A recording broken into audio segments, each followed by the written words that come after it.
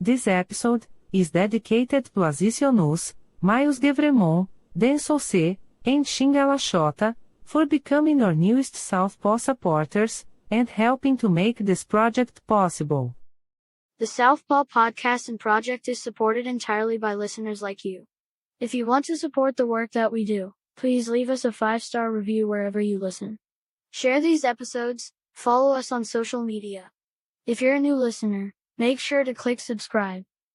And if you really want to support this project, then become a paid monthly subscriber on patreon.com/southpawpod. If you head over to Patreon and subscribe for just $4 a month, you will get immediate access to our complete catalog of bonus episodes, videos, and articles. The more supporters we have, the more time we can dedicate to the show, which means more bonuses, such as classic fight commentary, transcripts of interviews, building a liberation martial arts online curriculum, and most important of all, hire and pay for staff. If you can't support us monthly, you can also do one-time donations at ko-fi.com/southpawpod. We also have t-shirts and sweatshirts to not only flex the show, but your own moral compass. By supporting us, you're not only helping us grow, you're also helping us stay and keep this project running. We can't exist without your support. Thank you. This is Sam. This is Nadia. And this is Southpaw.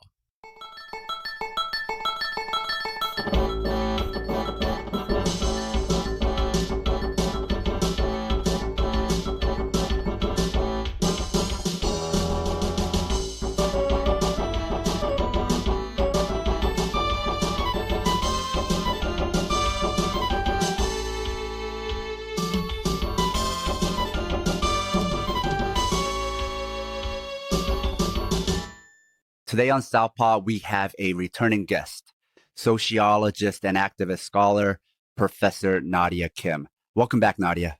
Thanks so much for having me again. Happy to be here. So you were on episode 31 back in 2019 when the world was very different.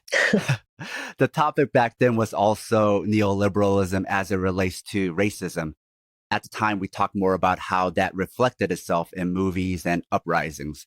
Now you've written a new book called Refusing Death, Immigrant Women and the Fight for Environmental Justice in LA.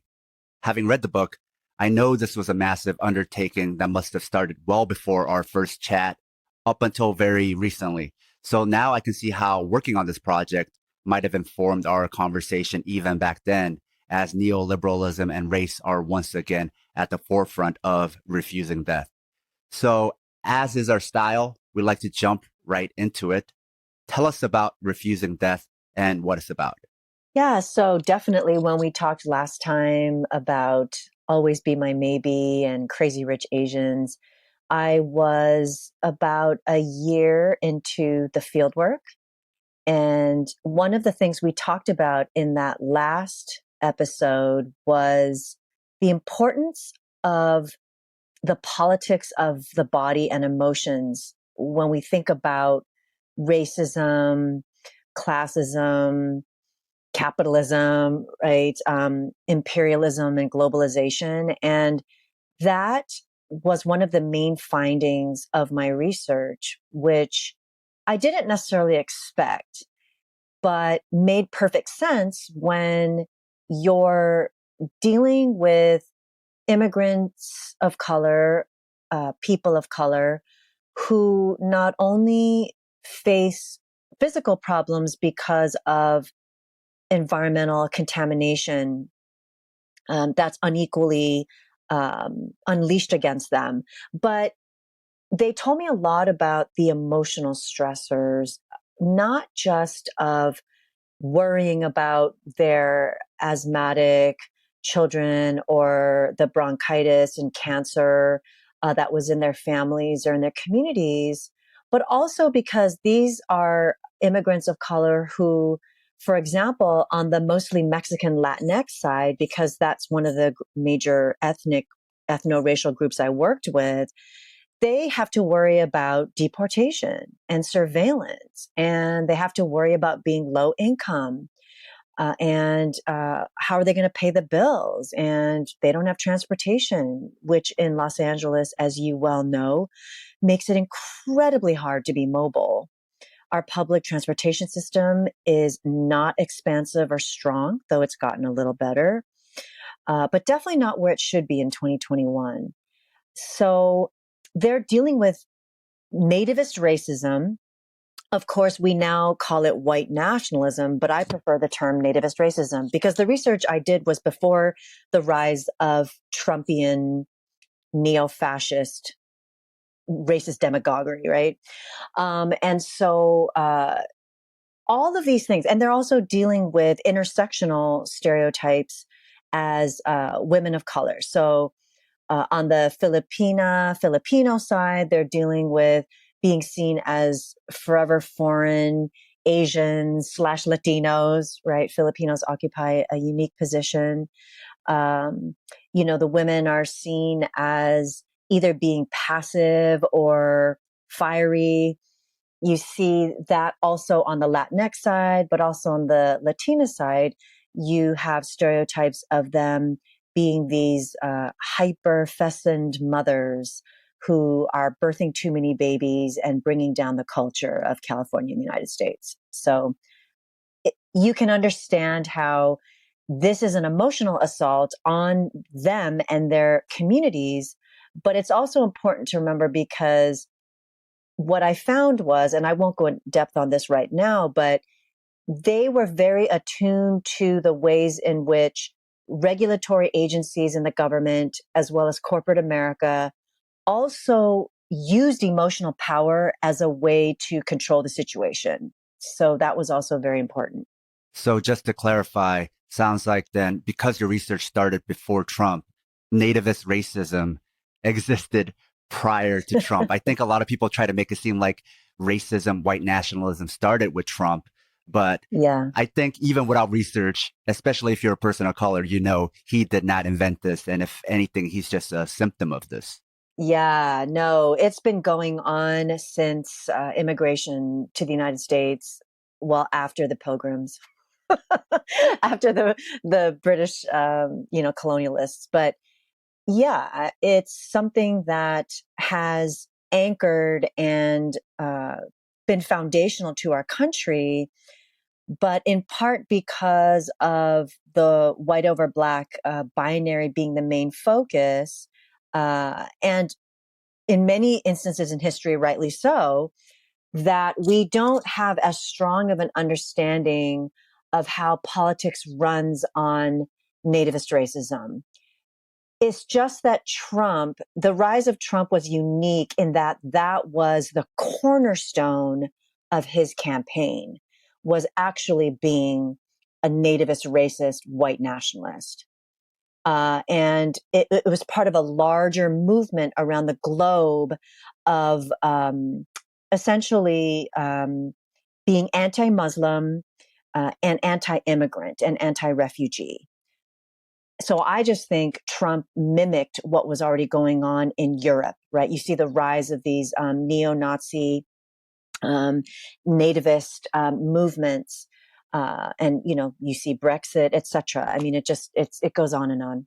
And also, can you clarify for us politics of the body? Because from context, it sounds like it's related to not only environmental physical harm that some of these communities might face, but also emotional stressors.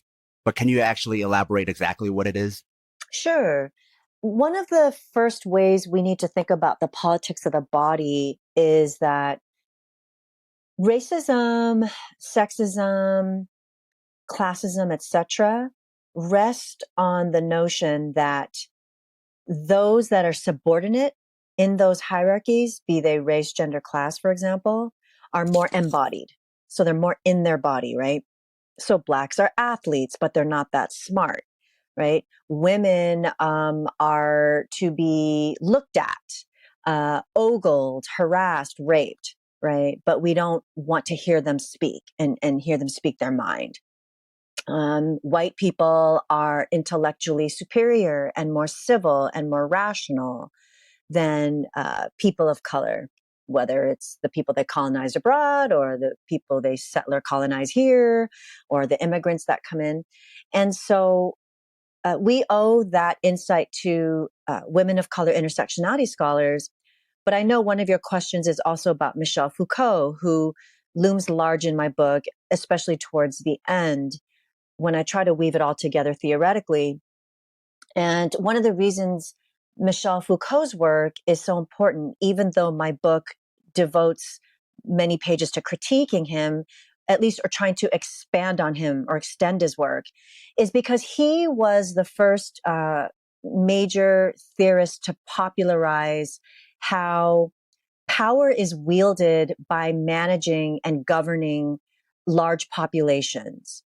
And a lot of that has to do with managing how they take care of their body, how they reproduce their body for the workforce, how prisoners discipline and police themselves and their own movements, issues of sexuality, etc. So you can't really talk about politics of the body without bringing in those intersectionality scholars and Foucault.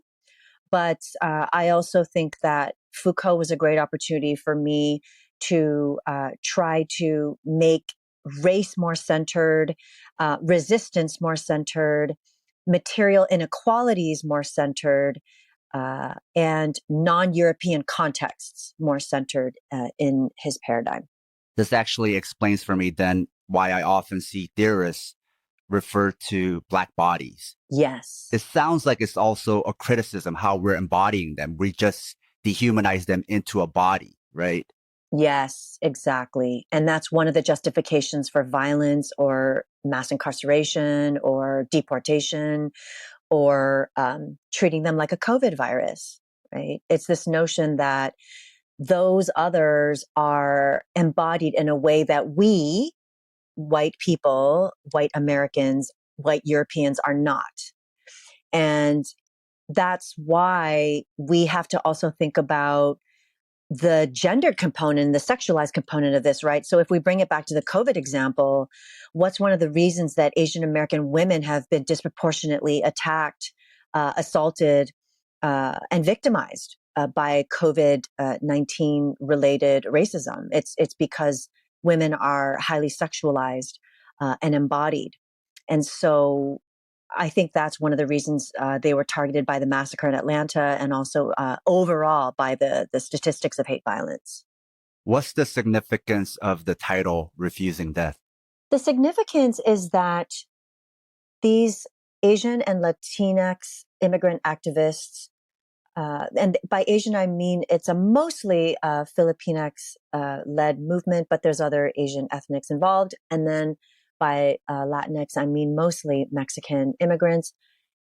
It's because they are being prematurely killed by all of the pollution coming out of the goods movement apparatus that exists in the United States, in our global cities, and in lots of other countries that take imports. So by goods movement, I mean that in order for you and I to buy things, Sam, at Best Buy, Costco, Target, furniture stores, whatever it is, to buy cars, all of that stuff is shipped into the United States now. We're no longer a manufacturing country, right?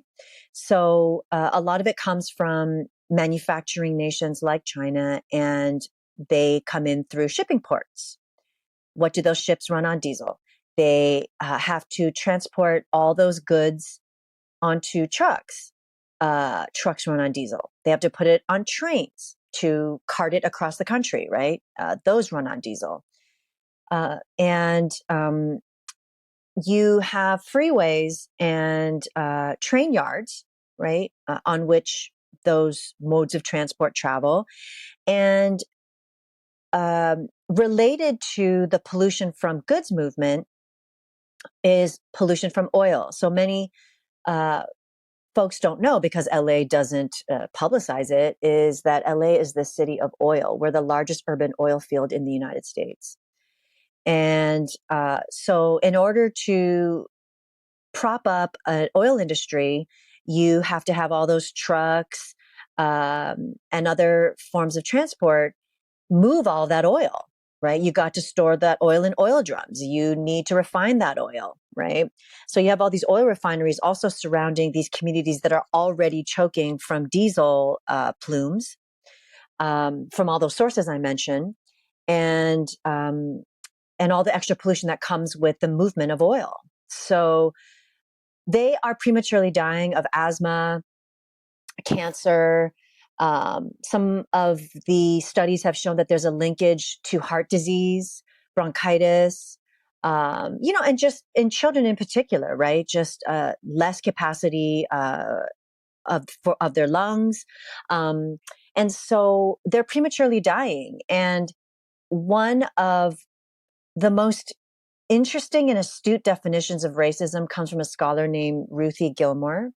And her definition, I'm paraphrasing, is that racism is the state or extra legally sanctioned exposure of people of color to premature death, the possibility of premature death, right? And so, given all of these factors, and that these activists know that they're being slowly and quietly killed, right? The longer the state and corporate America doesn't care and doesn't do anything, that their activism seemed best encapsulated by the phrase refusing death.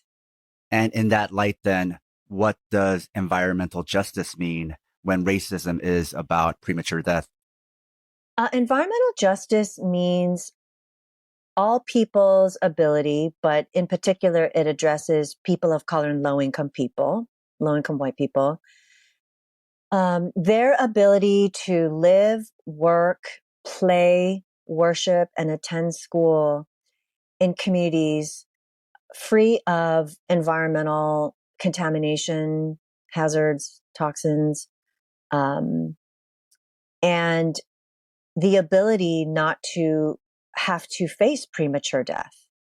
So what made you even curious about this or think to research this? When I was in college, I was really busy doing campus and community organizing around Prop 187 and Prop 209 in particular. So just to remind listeners, Prop 187 essentially legalized surveillance and told undocumented immigrants, which were mostly racialized as Mexican, right, Latinx, that they could not attend school or use health services precisely because they were undocumented. And it basically allowed all of us to kind of surveil these illegals, right, and prevent them from utilizing those services. And which is basically just a stepping stone towards deportation or the carceral state, right, the detention centers. And then 209 was the gutting of affirmative action policies in education, contracting, housing, and the labor market across the state of California. So I was really involved in those. And along the way, I got pulled into a campaign to protect the Diné and the Hopi tribes in Arizona. And it was because their land is thoroughly contaminated by uranium and other toxins. And I just remember being very, very compelled by that work, but it was very short-lived because I was really having to focus on 187 and 209. And so I remember always wanting to go back to that. And just learning about how one of the major ways in which Indigenous peoples, First Nations have been basically subjugated is by way of environmental racism. Not only do you segregate and remove them onto separate lands, but they're barren lands that are highly contaminated with, fatal or illness-causing pollutants. How did that happen? How did the land get contaminated with uranium? Well, it's mostly because the U.S. government moved them onto lands that were already contaminated, right? They're not going to move them onto the highest priced, highest valued land, right? So you just find the the most unproductive or the most poisonous land, and you just remove them onto there. So they already knew. They already knew. And sometimes they do it after the fact, right? Just because they have the power and the ability to do it, or they're just adding on to the existing contamination, right? But environmental racism affects all groups. And so then what happened is that after I finished my first book, which was on a pretty different topic, though there are unifying themes. It was on looking at Korean America and Korean immigrants and the LA unrest through the lens of U.S. imperialism, right? Neo-imperialism. I decided that I wanted to do something where I could mix organizing and scholarship, because I missed organizing, right? And I hadn't done it in a long time, precisely because of the PhD, postdoc, getting a job, tenure track, and having kids, right? Getting married and having kids. So I decided that I was going to meld the two by I was coming back to LA because my first job was in Boston, and I was coming back to LA, which I consider my quote unquote hometown, whatever that means. And I decided, you know what, I'm going to find the major communities that are dealing with environmental injustices, environmental racism in LA. And I want to do an ethnography interview-based study with them. And so it was a little bit unconventional in that normally you have already been involved with the movement and really gotten to know everybody and established the trust and relationships, which is so central to ethnography, prior to starting the study. But I couldn't work it out that way precisely because I had been gone for so long. I had been out of LA for a really long time because of grad school and jobs. So the timing was such that I had to kind of just do it, start whole cloth, new. And so that's what I did. But prior to even starting, I had read some environmental justice literature, and I remember making connections to the Hopi and the Dine, and then also making connections to my passion for understanding that if we didn't care for nature and the people who live within it, that we're in dire trouble, right? And then also connecting it to the research I was reading, which essentially said that we can't fully understand racism unless you center environmental injustices. So we already mentioned neoliberalism, and I know it's a topic that came up your first time around and in our other episodes. But recently, even NPR did a 4-part series on capitalism and dedicated one whole episode just to neoliberalism. So even from our first talk, the conversation has shifted and people seem more aware and questioning of this unspoken system. So can you explain for us neoliberalism and how it's different from the capitalism and policies that existed prior? So when we're talking about neoliberal capitalism today, the way that neoliberalism differs from the past is that in the past we had capitalism and liberalism. And these are just fancy words for the lessons that you and I learned, Sam, in grade school or high school. All this stuff about how we should have individual rights, right? That every individual is entitled to liberty, justice, right? The pursuit of happiness. And that comes in the form of individual rights.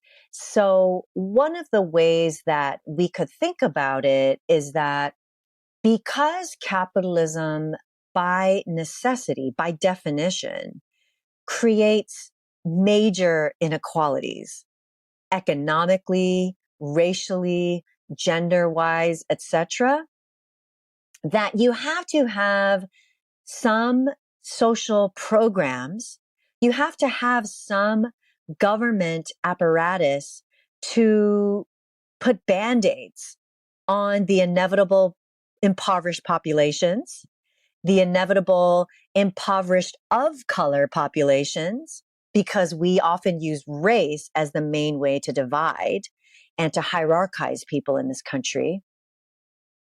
You're going to need some kind of social welfare state.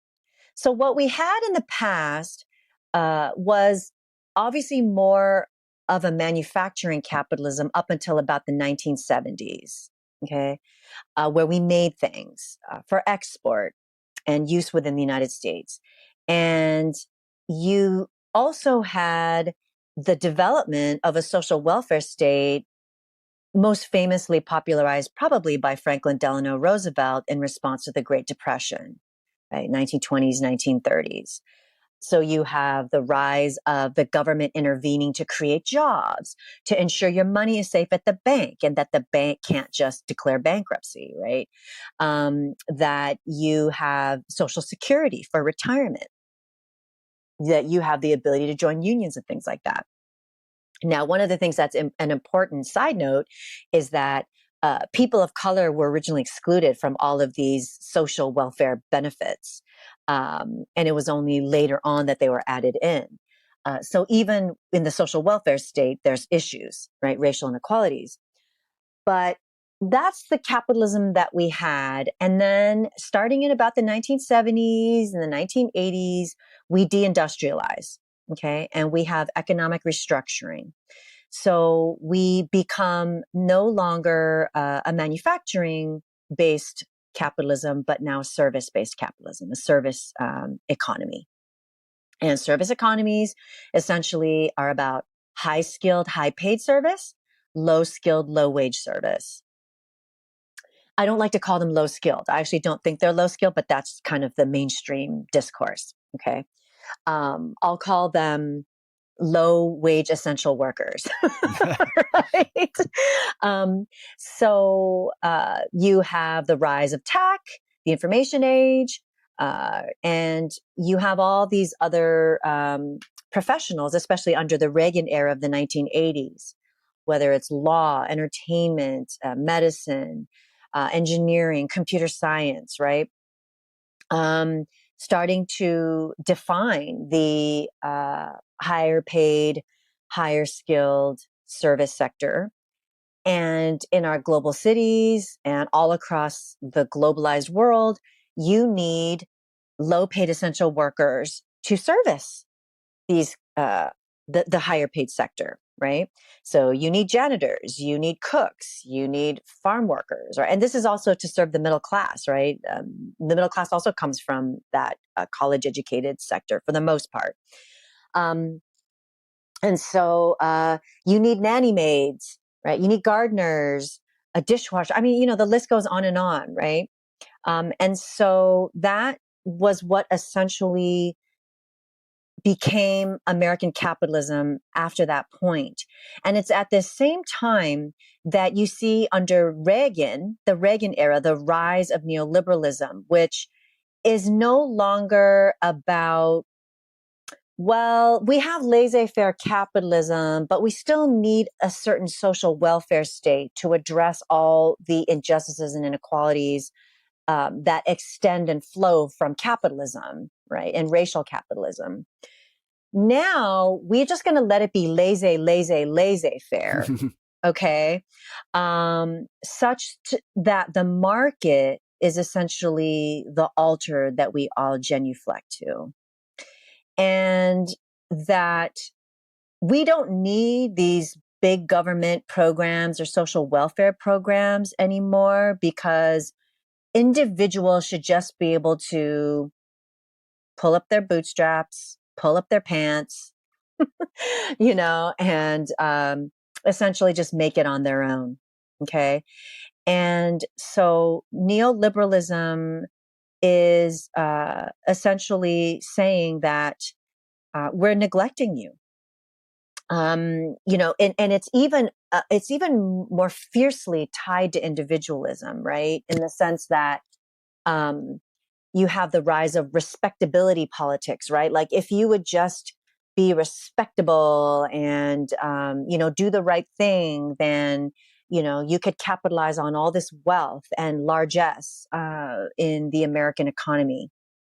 And, you get to make choices as consumers about anything and everything you want, right? And that's the beauty of America, right? You get to choose like what color phone you want and what music you want to download onto your Spotify playlist. And, and so in the broader picture, neoliberalism also means basically no regulation or weak regulation, right, of industry, of Wall Street.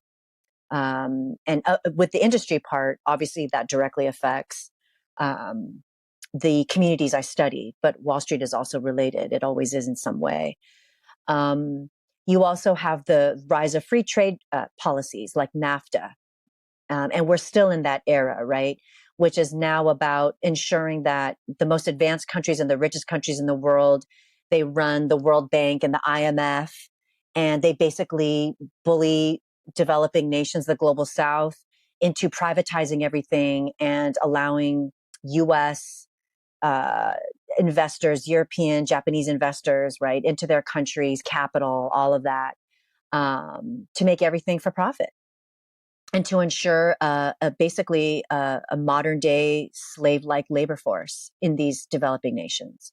So it's very complicated, Sam. Like it touches on so many different things, from ideology to policy, to basically political strategizing, right? And you can never separate race and class groupings from any of this stuff.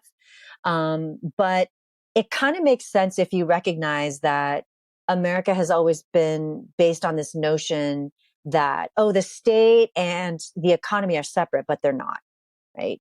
Capitalism and individual rights have always been tied up together, right? So that hasn't changed. So you mentioned racial hierarchy as a way to classify people and racialized capitalism. So it makes sense why then these environmental activists are immigrant activists. But why did it tend to be more women? Yeah, that's a great question. So it tended to be more women because they are the ones that pay attention or are tasked with paying attention to their children's health and their schooling needs. They're in these traditional heteronormative households. They're the ones that are basically responsible for child rearing, right? More than the male partners who are off at work all day long doing the essential low paid work that we just talked about, right? And so they're the ones that notice their kids unable to breathe or having attacks that they don't fully understand. Because many of them shared with me that when they lived in Mexico or the Philippines, they didn't have that problem. And so they then realize that, oh, this is not just some fluke. They connect with community organizations. They network with their own neighbors, and they recognize, oh my goodness, this is caused by the oil refineries. This is caused by the freeways. This is caused by the ports and the train yards. So this is political. And so that's how a lot of times the women get involved. Now, another way they get involved is through the schools, because in these lower income and or immigrant communities of color, the schools are often located really close to freeways or really close to gas companies, oil companies, storage drums. And so there's a lot of environmental contamination that happens on the school campus. And so they're thinking, my kid can't even function in the neighborhood, and then the kid can't even function at school. And that is a major source of stress and disquiet for these mothers, because one of the other things they want to ensure is that their children achieve socioeconomic mobility through doing well at school. How is that possible if you're choking, wheezing, and fainting at school? So, and then these mothers learn, oh, the schools, they don't even have air filters, or all they do is get a couple air filters here and there. That's the solution, you know? So they start blending their activism for school reform with their activism for environmental justice. And so you can see why women and mothers are at the forefront of this. Now, one of the things I do want to state as an important caveat is that it's not always engineered by mothering. I mean, mothering is a major part of it, but we have to understand and remember that these immigrants are also fully aware of the nativist racism, forever foreigner bashing, these stereotypes of the women of color and the men of color in their communities, and the discrimination they face at their work or in day-to-day life. They're fully aware of that. And they're fully aware of the deportation regime that also existed under Obama and prior to that, obviously. So they see all of these different injustices as happening to them, either because of broader racism or broader classism. So I think it's important to say that if the men were more often at home, they probably would get involved more. And why did it end up being mainly immigrant communities when poor whites or the Black community can also suffer from contamination? Yeah, I mean, there's environmental justice movements waged by African Americans for many decades in Los Angeles. But the communities that have been most active in the environmental justice fight near the port and near that sort of port industrial / oil refinery vortex that I studied in the South Bay and Long Beach, those were mostly immigrants of color. Now, there has been more recently this fight waged by South Central farmers who are both mostly Latinx and Black, because there was a South Central farm, a community garden that was rebought by the original landowner, and the farmers were pushed out and the farm was razed over. And so that was definitely an important fight that African Americans were involved in. But in the area that I was studying, it's mostly immigrants. And part of this has to do with, I'm not sure how many people know this, but there's been quite a bit of Black flight out of LA. And that happened especially after the 1992 unrest. But a lot of Black Americans moved to the Inland Empire, like Riverside, and or Blacks have left for the South or other cities across the US. And as you know, the influx of immigrants hasn't stopped, and it won't stop, right? From Asia and Latin America in particular, but also, from the Caribbean, Africa, etc.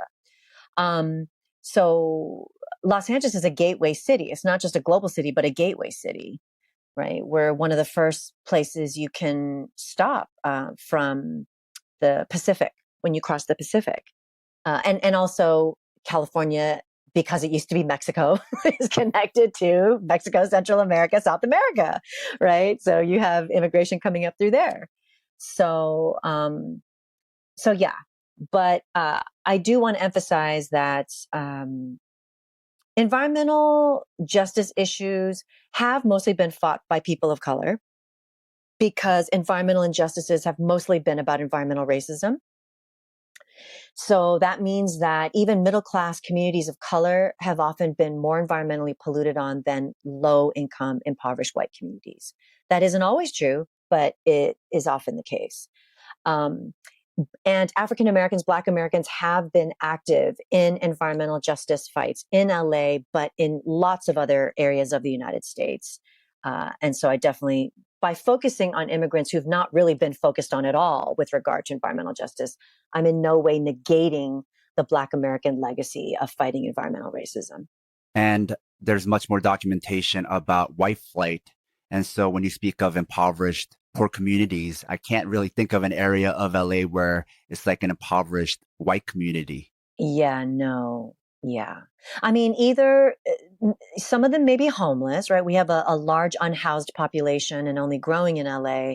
But in terms of, yes, a community that you and I could identify that's of mostly or strictly low income, poor whites, I can't think of one either. Yeah, poverty is very racialized in Los Angeles. It is. It is. And you can't live in Los Angeles if you don't have some money. I mean, it is such an expensive city. It's ridiculous, right? People just have to look at housing and condo prices just to get a glimpse. Did you notice a divergence even amongst these communities of color where it was mostly newer immigrants and the ones who've been here for generations were less vested or had already moved? Oh, that's interesting. I think it went the other way. It was immigrants who had been here longer that typically were politically involved in the environmental justice fight. And that's because first of all, when you're an immigrant, and especially if you come low income, right, that your focus is just survival, right? Where are we going to live? How are we going to eat? What jobs are we going to work? Uh, where are my kids going to go to school? So that's the focus. And that takes quite a while to establish. Then you have the need for politicization, which takes a while. And that requires learning about why your kid has over time gotten sick or asthma, why over time your neighbors are being stricken with cancer, bronchitis, etc. And then you need that time to figure out, is this just something specific to LA having poor air quality because of all the cars and the smog? Oh no, it's actually worse in and near our communities of color. And so that takes some time to learn and address that. And then you recognize, oh, what are the Air Quality Management District, Caltrans, Metro LA, city state governments, what are BP, Arco, Valero Refinery, Tesoro, what are they doing about all this, right? Oh, nothing? We can testify till we're blue in the face and not much changes? Oh no, I'm not having that, right? My kid can't focus at school because they can't even play outside and be mobile because the air is too terrible, or there's explosions, at the factory next door, or we found methane under the soil of the playground. So, it's after that process that they become involved. Now, for the Asian, mostly Filipinx immigrants, it was slightly different in that more of the ones that selectively get into the environmental justice movement. And I want to underscore that part because I'm not studying all Mexican immigrants in LA, nor am I studying all Filipinx and Asian Pacific or Islander immigrants in LA. I'm not. These are the people that just got involved in the environmental justice movement. And they tended to be more middle class. They came middle class. They lived in more middle class Carson, which is a mixed ethno-racial community in LA. And so many of them had come with more awareness of the ways in which US colonization had essentially contaminated the Philippines, right? With the US military bases leaking out toxins and chemicals from the machinery of war and military exercises for war, right? So one of the waterways in the Philippines is contaminated because the U.S. military base there just released all of this deadly contaminants into the water. So, there's more knowledge of this, and there's more knowledge of all the ways in which U.S. colonization hurt the Philippines, right? It's different in the case of Mexico in that the U.S. is more of a neo-imperialist influence and power over Mexico, but not a direct colonizer, right? After the initial internal colonization, right, of Mexico. So when the Filipinx immigrants came, many of them were already political in other movements like anti-Marcos, labor, student, women's movements. Okay. So they were already kind of ready-made to become activists when they moved to a place like Carson or the South Bay, Torrance, and they're surrounded by oil refineries, and they recognize that there's a great deal of sickness in the community, right? So many of the Mexican immigrants were impoverished in Mexico. So it is true that when you're impoverished, you have to focus on survival, right? You're not necessarily privileged to be able to partake in political movements. A note to our loyal listeners: if you love the show, please support us and help us get paid for our labor by joining Team Southpaw on Patreon. By becoming a member, you'll get access to bonus content like exclusive articles, fight previews, bonus episodes, transcripts of fight studies, and access to our private chat group on Discord. But more importantly, you will help us supplement the cost of the show, the incredible time and energy Sam and I put into making the show, and you'll be giving us some breathing room not only to juggle Southpaw with our day jobs, but also expand Southpaw into other areas. Show your Southpaw solidarity by supporting us at patreon.com/southpawpod.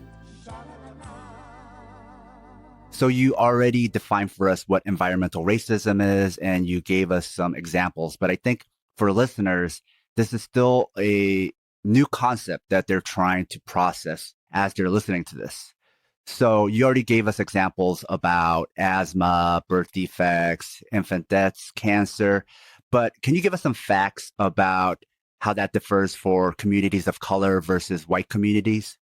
One thing I'll say, for example, is Wilmington. Wilmington is a mostly working class Latinx community, mostly Mexican immigrants, but some Central American as well.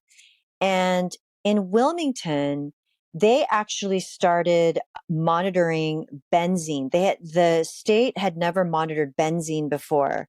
But one of the reasons they did that in response to activist pressure was because the cancer rates in Wilmington were 3 times higher than the allowable rates of cancer in any community. So, for example, if the state or government, I'm trying to remember the exact statistic, but if the state or government allows for 10 in 1 million deaths, right, from environmental pollution, in Wilmington, they were experiencing 1,000 in 1 million deaths, which is incredibly unequal, okay, and incredibly unjust, right? And so, in comparison, you probably have in white communities less than 10 in every 1 million deaths due to hazards from the built environment, right? Meaning oil refineries, for example. Okay. So that's why Wilmington, which is one of the cities I studied, has become such a focal point, right? Because to have 1,000 cancer-stricken residents per 1 million. So I should emphasize that it's cancer. It's not necessarily death, but as many of us know, it is very hard to survive cancer or to survive it over and over and over again. Okay. And one thing I should say is that the National Clean Air Act goal is of 1 in 1 million cancer cases. Okay. The cancer cases were 3 orders of magnitude higher of the goal of 1 in 1 million. And Wilmington is in the entire state of California. It's in the top 5th percentile in highest pollution exposure and the highest level of social vulnerability. Can you then also connect for us obesity and heart disease as it pertains to environmental justice? Because I think having read your book now is a no-brainer. So I wouldn't even know I have to explain that to people, but it's the curse of knowledge. Now I know what I know. But for people who don't know, especially when they kind of judge low income communities of color about their obesity, they don't necessarily think about environmental contamination and how that could lead to obesity. So can you connect those dots for us? Okay. What's social vulnerability? Well, you're socially vulnerable because you can't work out. You can't go outside. You can't go to school, right? Because the air quality is so bad and so poor. Okay. Now, one of the things that obesity is connected to is the fact that if you have very poor air quality, and not just that, but you also have a concrete setup where there's very little in the way of walkability. There's very little in the way of parks and green space. Okay. There's very little in the way of trees, right? Trees help clear out the carbon in the air. Okay. So this all interrelated, right? Then you can't work out. You can't exercise. If you can't exercise, you become obese. Okay. In these lower income communities of color, you also have food insecurity. And so you don't have fresh produce from Whole Foods, all over low income communities. Okay. And so that's also contributing to obesity. Okay. If there's not the ability to access and afford fresh whole foods. Okay. So there's a lot of processed food, a lot of fast food, right? It's inexpensive. Though it's actually getting quite expensive in my view, it is much more expensive now. So I think even that is an issue. Then you have the issue of heart disease, which was shown by scholars, USC, UCLA have done studies that because of the particulate matter in diesel, if you look at diesel and its black clouds, that's soot, right? The very finest particulate matter of that soot lodges into little babies' children's lungs and also the lungs of adults. And it's because of that particulate matter lodging into lungs that it affects the heart. So you have increased rates of heart disease in these environmentally compromised communities. So everything's interconnected. And that's what people need to realize is that when people think of the environment, they just think of air, water, soil, landscape. When you think of the environment, you have to think of communities, and in particular of low-income and people of color. That's the environment. So everything I heard about diesel when I was growing up, that it's clean and it's good for the environment, that's all not true? What do you think, Sam? I'll be a good teacher and throw it back at you, Socratic style. Well, I just wanted to make that point. Obviously, it's not good for you because I don't want people to miss that point. Right. Because especially depending on what age you are, you did grow up thinking that it was clean. And I know a lot of people my age and older who still think that it's clean, who bought into all that stuff and aren't aware of even all the class action lawsuits that have happened over this, right? Yeah. No, diesel kills. Diesel is responsible for all of these elevated rates of cancer and illness that we've already rattled off. Diesel is causing all of these climate crises. In part, diesel is causing all these climate crises that we face right now, whether it's droughts, extreme drought, extreme wildfire, extreme heat domes, whether it's an oil pipeline fire in the middle of the Gulf of Mexico, the ocean. This is insanity. It's apocalyptic. We should have been paying attention a long time ago when Al Gore first made his movie Inconvenient Truth, right? Upon which we've expanded enormously, right? In terms of our knowledge base and our organizing and all that. But everybody has to understand that. Like, why would we trust industry or a government that has all of this revolving door sort of ways of filling seats, right? So just like they used to say, oh, smoking's not that bad for you, right? Philip Morris, smoking's not that bad, you don't need seatbelts. Mm-hmm. Why would we trust a political economy based on making as much profit as possible? And to speak to how connected and how accurate looking at air pollution is at predicting poverty, a friend of mine who works at a power company, I won't give the name, says they use pollution numbers to see who qualifies for discounts on their power bill because it's that accurate. Oh my goodness. And the other way, if you're on Medi-Cal, they will test children for lead contamination. Because if you are poor and on Medi-Cal, you are very likely to be living in a part of the city where you will be contaminated with lead. Yeah. And when my kid was born and we took the lead test for him, and I just thought that was a normal test every kid took. And then come to find out, I talked to other parents who are on private insurance. They had no idea because it's uncommon, because doctors who don't serve the Medi-Cal community, there's no point for them to test for that. Meaning then it speaks to this redlining, segregation, and color lines that seems to be still alive and well in Los Angeles and really to the rest of the country. Yeah. And it just shows that environmental injustice, environmental racism, and classism are the reason those kids have lead in their bodies. Okay, and asbestos as well.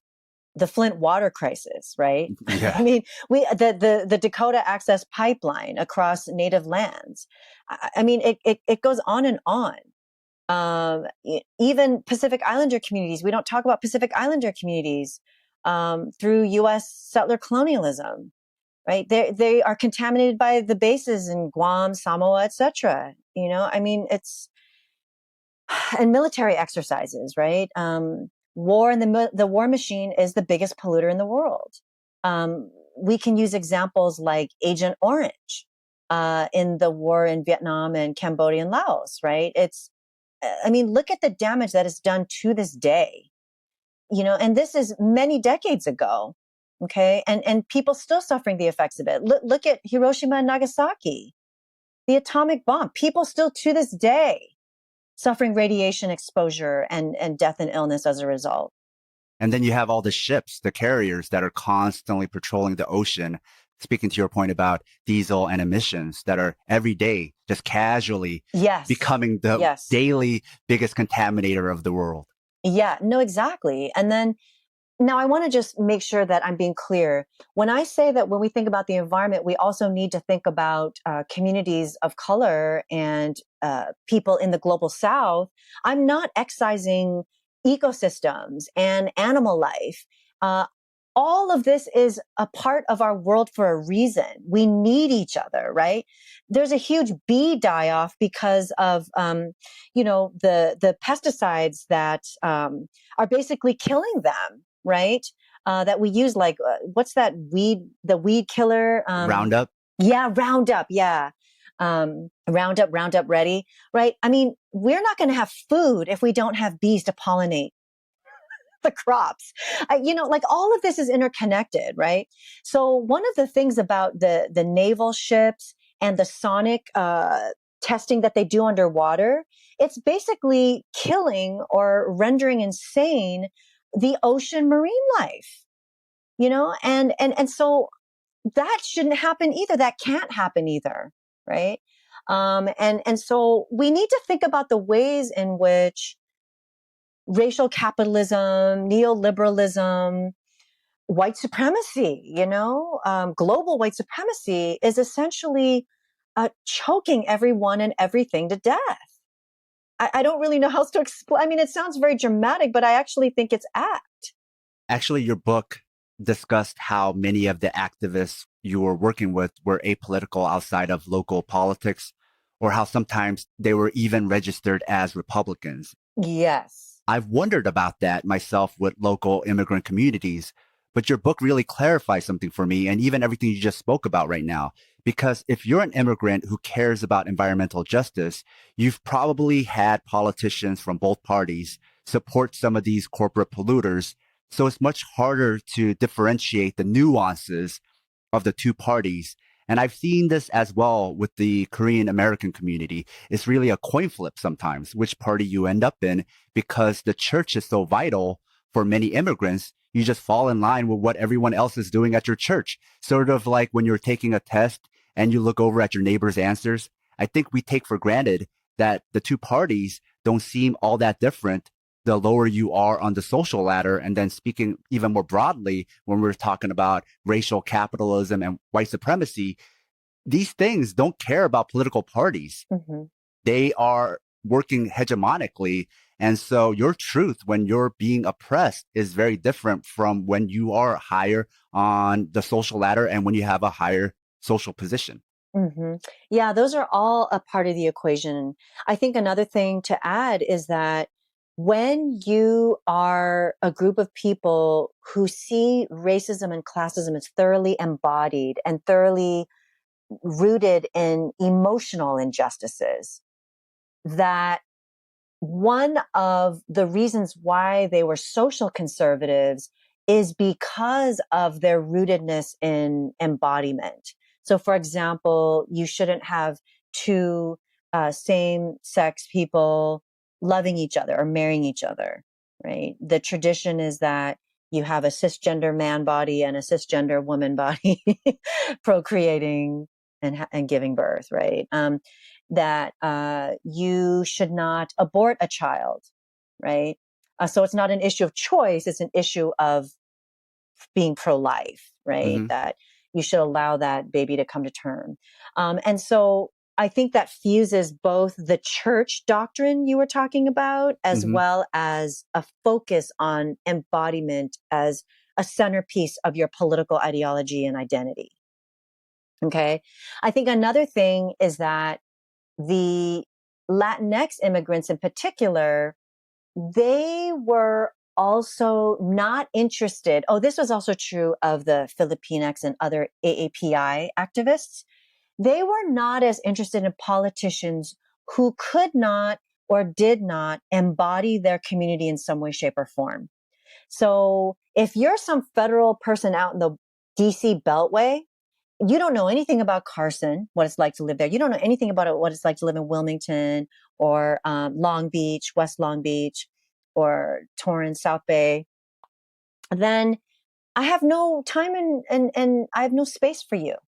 You know, that so much of their politics was about who can understand what we're going through, because they're smelling our air, they're breathing this air, they're seeing this air, right? They're seeing this school and how close it is, like a hop from the freeway, and right next to it, this truck washing company and this gas company. It's the politicians who could embody their community, their lived experience, who were the ones who could most understand. So that's why, maybe rather than saying they were apolitical, I just think they were less interested in political offices and politicians outside of the local, or outside at least of Sacramento, the people that had some say and had some influence. So one of the exceptions, as you probably remember reading, was Obama. A lot of the Asian and Latinx immigrants, they liked Obama. And I think it's in part because obviously he's a person of color, but also because he's from an immigrant family. And Obama just has that joie de vivre. He has that X factor, right? He is like saturated with charisma. And he's really intelligent, right? So I just think there are all these other factors.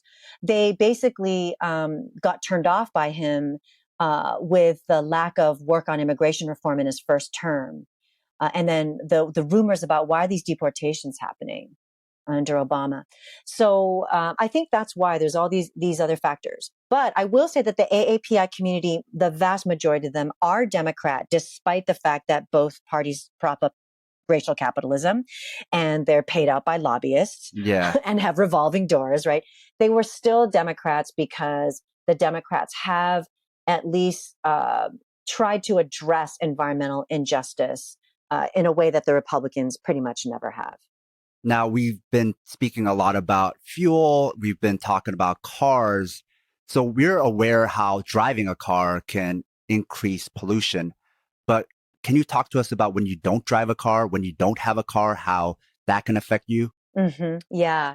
So a lot of the Latinx immigrants were carless. And the way that affected them was that it made it difficult for them to get places. And they would often have to rely on networks of ride sharing, carpooling, public transportation, walking. And so, for example, if you're outside walking, yes, you're exercising, but you're breathing in highly toxic air. So that is causing more illness, right? And decreased lung capacity over time, if not other problems. Then you have the issue of taking longer to get places. And if it takes longer to do things and get places, the less you're able to income generate, right? Generate income. The more penalties you have to pay for lateness, right? Or delays and bills getting paid and things like that. So that becomes a stressor, right? And stressors cause illness. Stressors lead to premature death. And that's why that emotional power dynamic between the elites from corporations and regulatory agencies of the government and these residents was so stark to them, right? And that's why they really resented the kind of emotional power that the top down would unleash. For example, normalizing their apathy as professional and singling out and racializing and gendering the immigrants and women's crying or anger as outsized, right, or stereotypical to their race or race gender grouping, or that the top down would pretend to care, so they would co-opt the language of the environmental justice movement of the politics of care. We care. Oh, we'll give you that sound wall. Yes, we care, right? We'll put in that air filter. We care. When broadly the system doesn't care. That's the whole point of the system. That's how it operates, right? So those are all stressors, right? And then, this is a little bit unrelated, but the residents and activists were also highly stressed by constant noise pollution, living so close to these industries in the freeways, train yards, right? Then there's constant light pollution, which also causes stressors. So light from the refineries, light from all the other the rail yards and things like that are constantly on, right? Because goods movement doesn't end, right? It's a 24/7 cycle. So, stressors are caused by that as well. Now, the other thing is that when you don't have a car, you have to worry about where the schools are sited. So there was this major issue that came up with LABACA, Long Beach Alliance for Children with Asthma, which is that there was going to be an elementary school, I believe it's elementary, I could be wrong, that was going to be built right next to the freeway. And of course, LABACA decided as an organization to oppose it because that's what they do.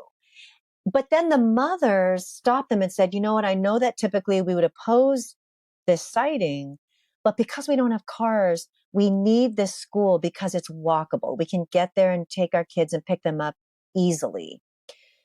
And so these are the false choices of neoliberalism, neoliberal capitalism that we introduced earlier. It doesn't have to be this way. It really does not have to be this way. It's just that neoliberal capitalism and neoliberal racism makes it this way, okay? That we should be moving and running on clean fuels, like the green fuels, right? We've already started with CNG buses, right? Compressed natural gas. That was like one of the fights actually waged by mostly Latinx, but also some Black Angelenos, because they called it transit racism, right? That you had these, that was the other way in which not having a car. So if you have to rely more on public transportation, and only until recently, buses ran on diesel. Up until recently, buses ran on, the black soot, right? That just shrouds school buses and public buses, right? So you're just waiting for the bus and you're just inhaling all these contaminants. Yeah. All of that is lodging into your lungs and slowly becoming cancer cells, right? And tumors, cancerous tumors. So, so that's another way in which not having a car. So anyway, going back to the LABACA, sorry, there's so many complex layers to this. Because it's so interconnected. It is. It's very interconnected. And I don't like missing a beat, But so the mother said, we need a walkable school. So these false choices of neoliberalism are about presuming we have to run on fossil fuels. We absolutely do not. And then if we run on fossil fuels, why is all of that concentrated in low income communities of color, immigrant communities? Doesn't have to be,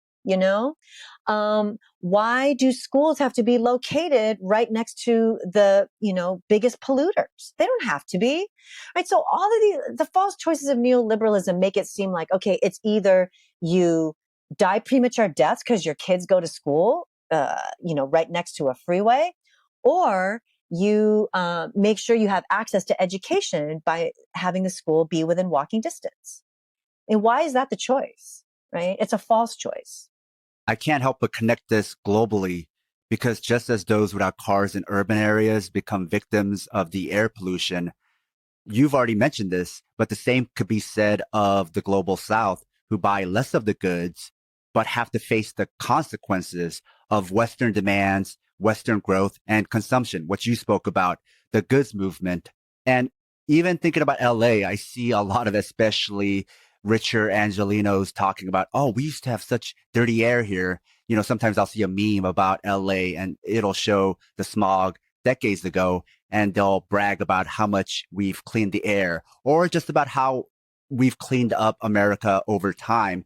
And yeah, maybe you cleaned it up a little bit, but a lot of it is it became clean because you moved those manufacturers overseas, abroad. So somebody else is consuming our pollutants, right? And then even domestically, when we talk about LA and how the car pollution has gotten cleaned up, has it really? Or did you just create freeways around all the poor communities and just shifted it so that only they face the consequences of the pollution? Because I remember even years ago, they were talking about a freeway through Beverly Hills, and it's like, that's never going to happen. And it hasn't happened, right? Oh, never. No, it'll never happen. Yeah. And so when you move to LA and you first get here, even people will tell you what side of the freeway you are on will determine how nice the neighborhood is, meaning the closer you are to these freeways and to these busy intersections, the worse the area is. And it's kind of like the chicken or the egg, right? It's like, did those freeways get there because those were poor communities,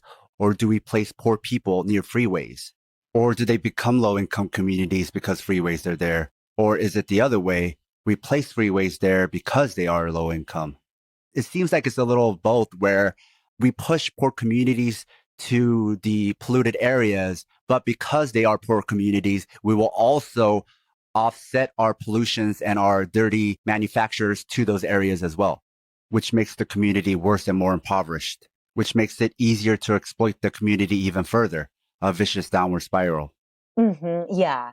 And housing is cheaper and rents are cheaper in those areas precisely because of the hazards, right? The large concentration of hazards. Yeah. So one thing that you reminded me of is that, and so this is kind of just a set of context before I get into your specific point, is that one of the big fights that Black Americans in LA actually waged was against the 105 freeway, because originally when they had routed it, the 105 is a freeway that goes east to west in LA, further south of downtown LA, which is, I guess, supposedly the center. We don't have a city center. But because of their activism against that environmental racism, they were able to kind of reroute the 105.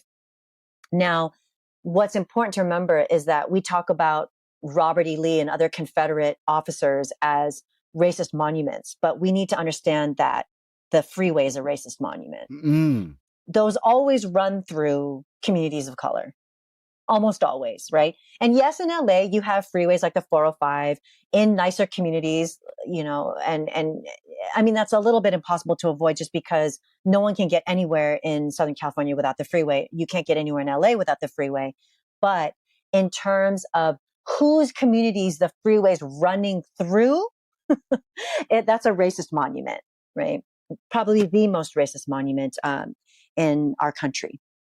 And the other thing I wanted to mention was that, yes, you may no longer have a lot of manufacturing in terms of factories and warehouses located in urban centers like in LA, but then you have all this new pollution from having to ship every single thing that you and I need, from food to clothes, from other countries to here. And China's not a hop, skip, and a jump, right? Latin America, other parts of Asia, they're not a hop, skip, and a jump away. Okay. So that is causing the incredible pollution that now these immigrants are inhaling from those diesel cargo containers, right? Then all the pollution that comes from then once we unload all that stuff we buy and then ship it across, it's all that renewed pollution, right? And then you have the issue of all the garbage we generate. So toxic waste incinerators, landfills, right? Because we consume so much, we have to throw away so much, right? So we're one of the most wasteful countries, if not the most wasteful in the entire globe, right? So one of the fights that the famous group Mothers of East Los Angeles, so they're kind of like the pioneers of Latina mothers in LA fighting the good environmental justice and other fights, right? Which is that they successfully blocked the placement of an oil pipeline and a waste incinerator in their East LA neighborhood. Okay. The governor got involved, Duke Majan. I mean, they also fought off a prison, a state prison.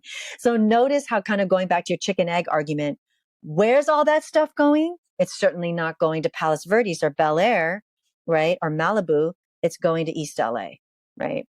And so a lot of these environmental justice fights are also about how do we incinerate and get rid of all this garbage. Now, one of the things that started to happen, which goes to your point about the global dimension, is that we are now having to ship garbage and recycling to other states, other countries, especially in the developing world, right? We just don't have the landfill capacity for it anymore. We've generated so much garbage. Okay. So you have the two-pronged premature death that you're exposing low-income immigrants and people of color to in the US, and then you're exposing people in the third world, in the global South. So, there's that issue as well. So yes, I agree with you that the loss of manufacturing and then now taking it to other countries, obviously that is doing a lot of slow, quiet killing. But I think we also want to bear in mind the incredible amount of waste and how toxic it is to try to figure out what to do with that. But also the goods movement, oil movement apparatus. I just think it's really unsustainable. So then touching upon that, can you speak to us about the Philippines? Because the US looks at that and wags their finger at the Philippines and calls it a dirty country. But where is that trash coming from? A lot of it is coming from the United States. So, and other advanced countries in Europe, Japan, I'm sure, the other countries are starting to get into the game as they get wealthier, right? So one of the things that we do is, I know that in addition to the toxic military pollution in the Philippines, the toxic imperialism, one thing that's happened is that mining companies from the US and elsewhere have decided that not mining, logging companies. Okay. So they want Philippines wood and lumber. So they've chopped up all this wood and lumber, right, in the Philippines. And so then when the Philippines experience extreme flooding, whole villages and communities were wiped out because the logs were either pushed onto them or the lands were wide open now and there was nothing to block the flooding. So these are the ways in which we're committing mass murder, essentially, in the name of neoliberal capital, global capital, right? And then another thing we do is we dump a lot of tobacco waste in the Philippines. And I don't know if we dump as much in the Philippines of our electronic waste, our e-waste, as we do in West Africa and in other parts of Asia. I know they do get some, but that's being dumped there and causing extreme rates of cancer and sickness because all of that electronic toxicity leaches into the water, into the soil. And then sometimes impoverished children are burning in really hazardous ways the computer part so they can get down to the copper. I mean, it's essentially like putting your mouth to a tailpipe. I mean, it's just so incredibly dangerous, right? It imperils your health. So there's that. And then the other thing we do is because of the rise of fast fashion, Sam, and the fact that we now see clothes as disposable and as garbage, we're dumping humongous tons of clothing in places like the Philippines and the developing world. And that also causes illness and cancer because the chemicals from the dyes and the fabrics and the fact that these do not disintegrate, clothes do not disintegrate easily, it's killing the residents. And so it's just endless, right? It's endless. So we're told to buy a new phone every year, Yep. a new computer every year, new clothes every month. And we don't think about what's happening to our old clothes. And I think we don't want to know about it because we understand that those things don't disappear. But if we don't think about it, then we don't feel bad about it. Yeah. But the ugly, unpleasant truth is that it is going somewhere. They're not magically disappearing. They're going to these poor countries and they're suffering the consequences. Exactly. And the thing too is that there's no land space, right? For all these clothes and electronics and all this tobacco, there's no space, so there's lots of ways in which you're environmentally oppressing these communities because people need space. They need land. They need to move. They need to live somewhere. We need schools and hospitals we need land to build that on. I mean, it's toxic imperialism and racism in multiple ways, right? And one of the things too about fast fashion is that, in the name of profit, we're basically setting a new fashion trend every week. It used to be every season. So 4 seasons a year, right? So it's actually now weekly, every 7 days, half the time disposing their clothes in the garbage and deciding to follow the new trend that was set up for the next week. Oh, so now it's going to be billowy pants instead of tight pants, right? I mean, it's unsustainable. And what I think is that it's those who are able to make connections transnationally, if they were involved politically before they migrated, that really pick up on the injustice of the environmental racism, say in Carson, California, when they get here. It's very apparent, right? Because they've seen different vectors of pollution manifesting, whether it's through colonialism or imperialism or the military, or now they see, capital here. And so I think, it's also important to talk about the transnational connections that immigrants are able to make because of having lived in more than one place. So how do we combat subtle victim blaming by even social progressives who either blame poor communities or countries or say things like humans are a virus and all lives matter as equating of all harm done as being equal, or even when they blame poor communities for having quote unquote too many kids, something you touched upon earlier? Wow, that's the $1 million question, Sam. I think one of the ways that we combat it is we say Beverly Hills, Bel Air, Palos Verdes, Malibu, Hollywood Hills, WeHo, West Hollywood. Do you have toxic waste incinerators dotting your city? Do you have chemical landfills? Do you have Arco, Texaco, Valero, Marathon? Are they set up? Are they setting up shop in your communities near your house? Right? Is your window right next to the freeway? I think we have to ask those questions. Okay, it's not okay. Come on over here. Embody this community. Look at that flaring from that oil refinery. Look at the diesel being spewed by 25 trucks driving by right next to this neighborhood right here. Look at this train yard, right?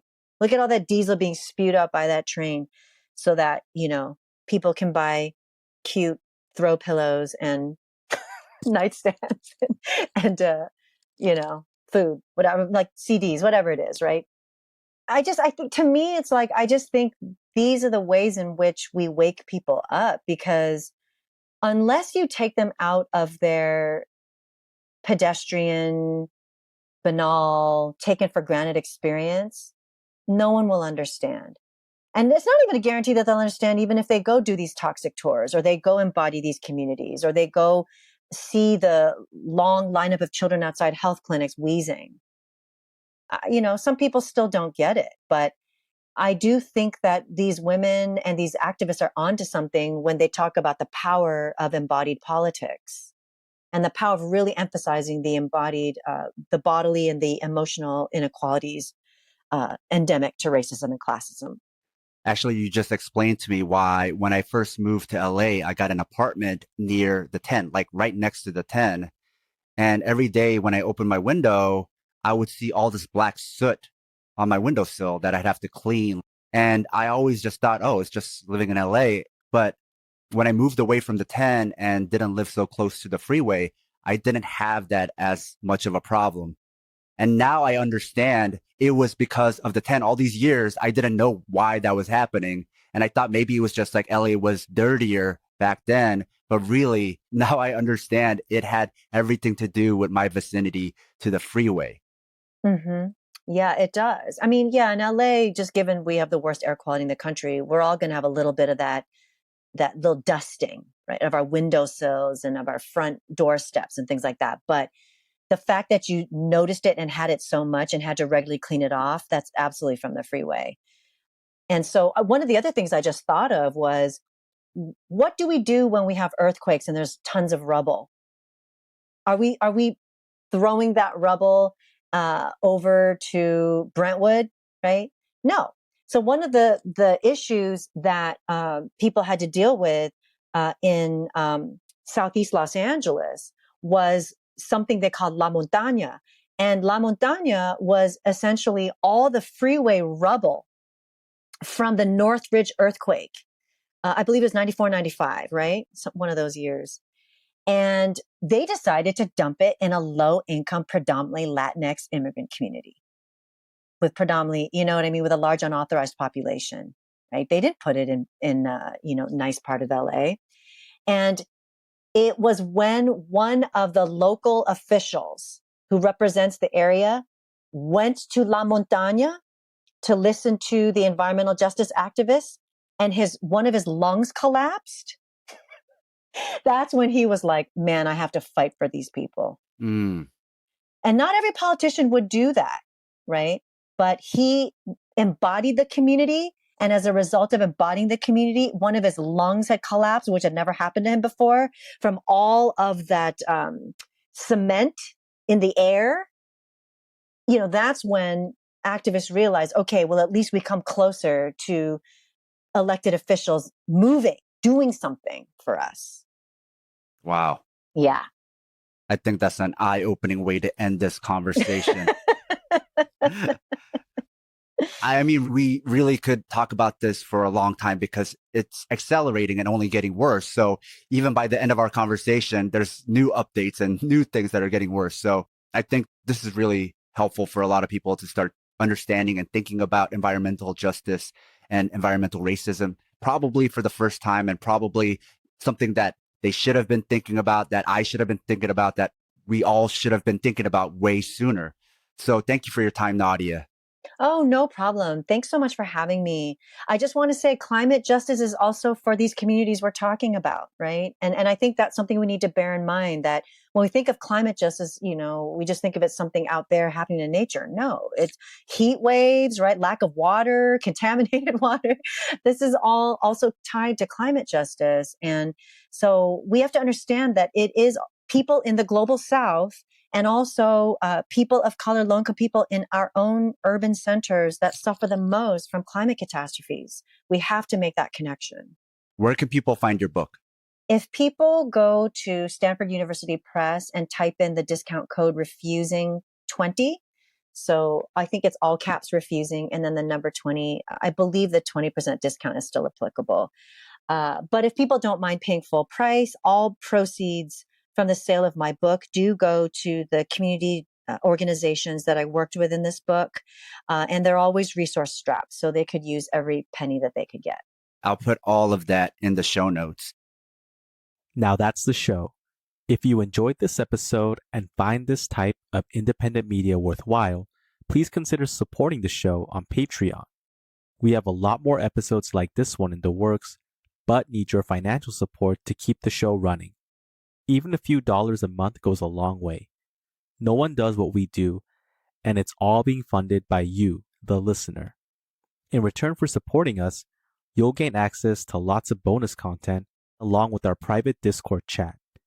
Even if you can't support us, there's a lot of free bonus content there as well.